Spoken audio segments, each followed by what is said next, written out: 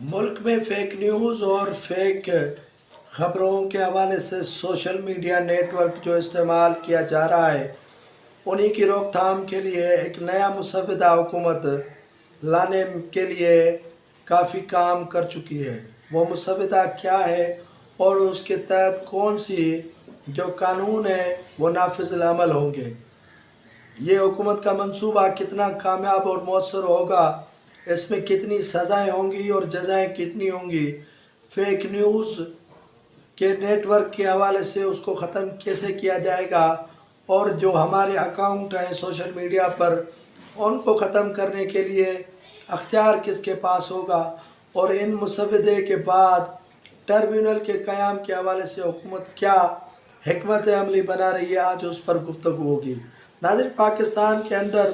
حکومت کا fake news کی روک تھام کے لیے پیکا قانون